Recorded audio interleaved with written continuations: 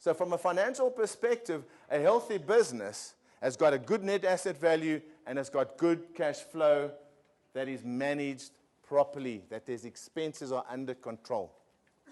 You need to have this in place before you have a healthy business. Now, the way I would suggest you have a look at expense control, and I don't want to be painful here, but in my business, what I like to do is, how do I share this politely? If my wife works in the business with me, so if she wants to buy stationery, or the staff say, I need pens, or there might be photocopy paper necessary, I have a little system where whoever thinks they need the paper or the pens writes it on a requisition form. Now remember, I'm a small business. I've got 3 staff members and myself. I've chosen to stay small over 20 years, but I've chosen to be a healthy small business. And I keep my expenses very much under control because it impacts upon my cash flow. So what happens is Amanda says, "Geez, I need photocopy paper and pens."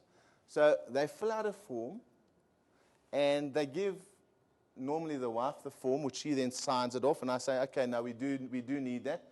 What I'm doing, ladies and gentlemen, is not being picky. What I'm doing is controlling my cash flow and my expenses. Because if every Tom, Dick, and Harry decides they need pens or paper, I'm going to end up with a huge amount of paper at the end of the month. So I have a little system where somebody requisitions whatever they need, it's authorized, and then I sign it off. Can you imagine you have a cash flow problem? And we don't normally share these things with our staff. And Tani Sunny sees Macro's got a special on photocopy paper. So instead of buying 2 boxes, she buys 20 boxes of photocopy paper. I can't reprimand her, discipline her, because she's actually looking after my interest. She's saying, you know what, the price of paper is so cheap now, and she buys a whole lot. Come the end of the month, now I've got to pay that bill. Problem, isn't it? But I've got 20 boxes of paper. Okay? So have a system where you control your expenses, and then you're going to improve your cash flow as well. So here's a couple of things that I would like to suggest you do to make a healthy cash flow. Debtor control and creditor control. Debtor control is the way you manage the money that is due to you. You cannot, and a lot of us do this, let customers pay you on 30 days or 60 days, but your supplier wants you pay on 30 days. What about government? Okay, so what I do is I need a system to control my debtors and creditors. So if I can, I work by the rule, get my money in as quickly as possible, pay it out as slowly as possible.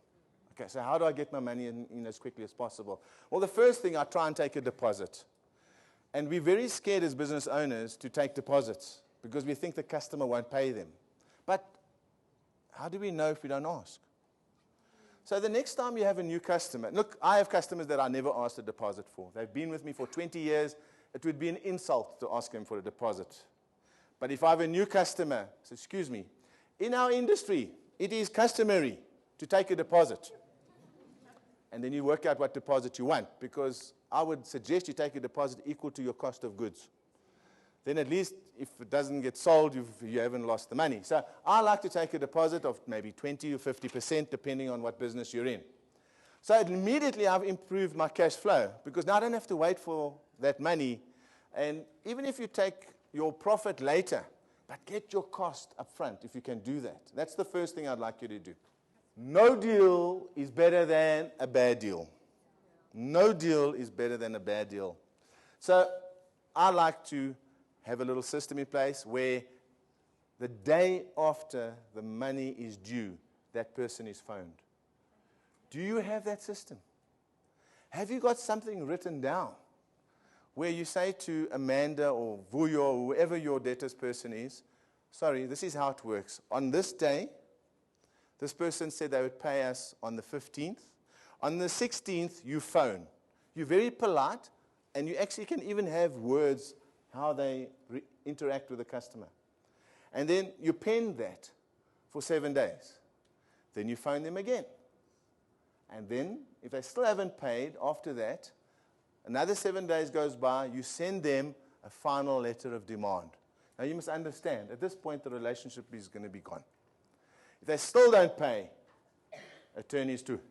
Okay, lawyers. Okay. Now, you get these guys that will take debt collection on contingency basis. In other words, what they collect, they'll keep 20% or whatever figure it is and give you the balance. It's better than getting nothing. It's better than getting nothing.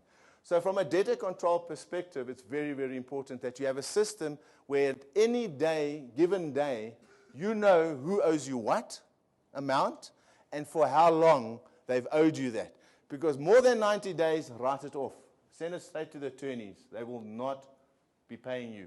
90 days is the magical figure. What happens is, you say to a guy, you pay within 30 days, take 2.5% off the price. They take the 2.5% and pay you 60 days. You need to not give up on that 2.5%.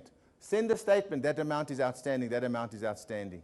Now, of course, there will come a time where it doesn't make sense to start chasing 50 rand. But, you know, that's common sense. Okay, so it happens all the time, even in East London. Yeah. So once you've got that, so you need your money in quickly as possible. You need to get your money paid out as slowly as possible. But not so slowly that the lawyer sends you summons. Because then you're never going to get facilities and credit.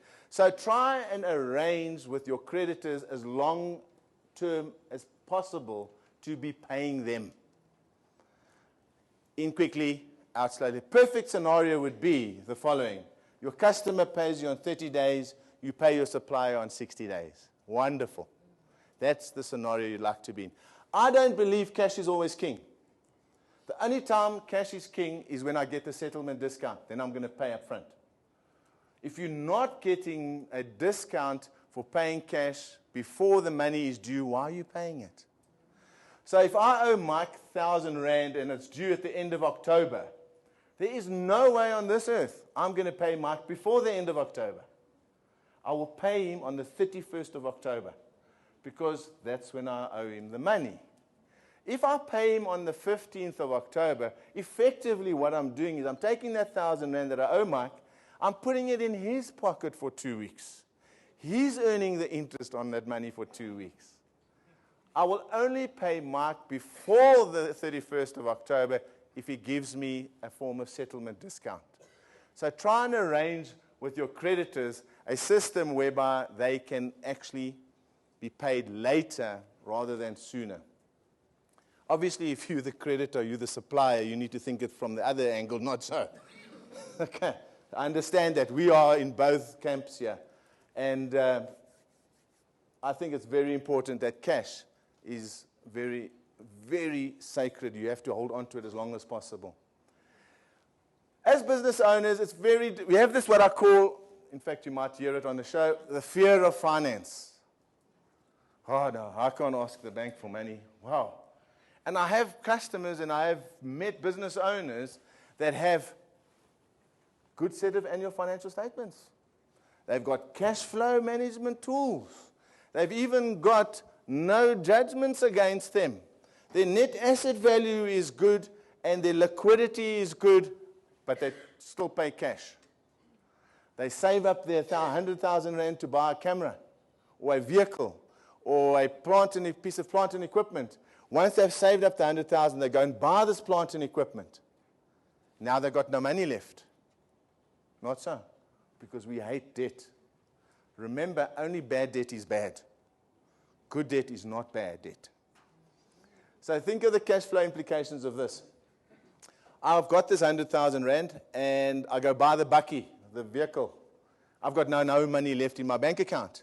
Come the end of the month, I've got to pay expenses. I've got to pay salaries, rents, water, and lights. That comes to, pick a figure, 20,000 rand. I've got a problem with cash flow. Not so. Month-end artists. Imagine if I took that 100,000 rand and said to a bank, I will give you a deposit of 20% and pay the vehicle off over 3 or 4 years. Now, I've got 80,000 rand in the bank. I've still got the vehicle. Sure, I've got to pay the monthly installment, but I don't have a cash flow problem anymore. So this fear of finance, ladies and gentlemen, if you qualify and if you have a good net asset value and you have good cash flow and you've got a business plan and you've got annual financial statements and you have no judgments or adverse credit findings against you, please apply for the finance. It'll help your cash flow. The interest is tax deductible anyway, okay, when you're applying for business finance. So cash isn't always king, and it's nice to be in a situation where you don't have to take the debt.